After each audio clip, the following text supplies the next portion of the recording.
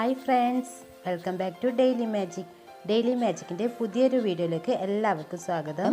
ഇന്ന് ഞാൻ വന്നിട്ടുള്ളത് വളരെ പെട്ടെന്ന് ഉണ്ടാക്കാൻ പറ്റുന്ന പഞ്ഞി പോലെ നല്ല സോഫ്റ്റ് ആയിട്ടുള്ള ഗോതമ്പ് ദോശയുടെ റെസിപ്പി ആയിട്ടാണ്. നിങ്ങൾക്ക് കണ്ടാൽ തന്നെ മനസ്സിലാവും അത്രയ്ക്ക് സോഫ്റ്റ് ആയിട്ടുള്ള നല്ല പഞ്ഞി പോലത്തെ ദോശയാണിതെന്ന്. ചപ്പാത്തിയൊക്കെ കഴിച്ചു മടുത്തവർ ഒരിക്കലെങ്കിലും ഇതൊന്ന് ട്രൈ ചെയ്ത് നോക്കണേ.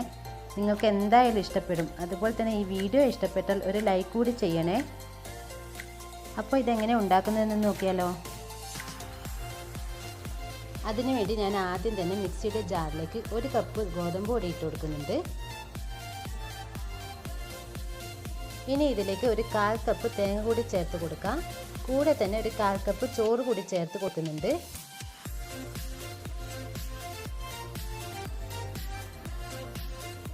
എന്നിട്ട് പിന്നെ ഇതിലേക്ക് 1 കപ്പ് വെള്ളം കൂടി ഞാൻ ചേർത്ത് കൊടുക്കുന്നുണ്ട്.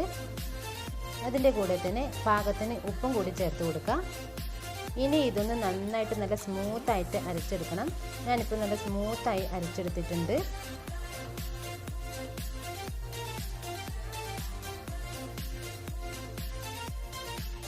ഇതാ ഈ ഒരു പാകത്തിലാണ് മാവ് കിട്ടേണ്ടത്. ഇനി ഇത് റെസ്റ്റ് ചെയ്യാൻ വെക്കേണ്ട ആവശ്യമൊന്നുമില്ല. നമുക്കിപ്പോൾ തന്നെ ഇത് ചുട്ടെടുക്കാം. ചുട്ടെടുക്കുന്നതിന് തൊട്ട് മുമ്പേ ഞാൻ ഇതിലേക്ക് ഒരു 1/2 ടീസ്പൂണിൽ കുറവായിട്ട് ബേക്കിംഗ് സോഡ ചേർത്ത് കൊടുക്കുന്നുണ്ട്.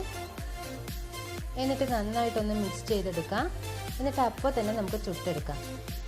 ചുട്ടെടുക്കാൻ വേണ്ടി ഞാനിവിടെ ഒരു പാൻ വെച്ച് ചൂടാക്കി എടുത്തിട്ടുണ്ട്. ഇനി മാവ് ഇതിലേക്ക് ഒഴിച്ചു കൊടുക്കാം. ഓയിലൊന്നും ആക്കി കൊടുക്കേണ്ട ആവശ്യമില്ല.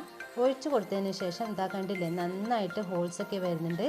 നന്നായിട്ട് ഹോൾസൊക്കെ വന്നതിന് ശേഷം മാത്രം അടച്ചു വെച്ച് കൊടുത്താൽ മതി.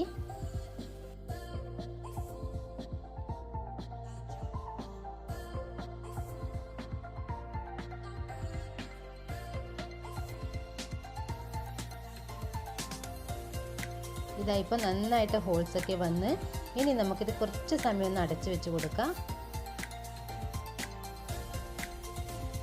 വളരെ പെട്ടെന്ന് തന്നെ ഇത് കുക്കായി കിട്ടും. ഇതിപ്പോൾ ആയിട്ടുണ്ട്. ഇനി നമുക്ക് ഇതുപോലെ തന്നെ ബാക്കിയുള്ളതെല്ലാം ചെയ്തെടുക്കാം.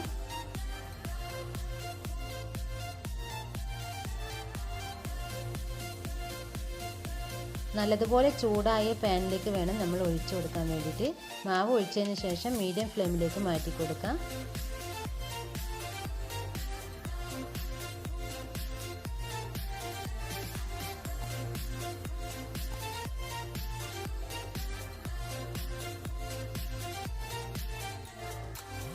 അപ്പോൾ ഇത് നമ്മുടെ ദോശ നോക്കി നല്ല സോഫ്റ്റ് ആയിട്ടുള്ള ദോശയാണ് കിട്ടിയിട്ടുള്ളത്.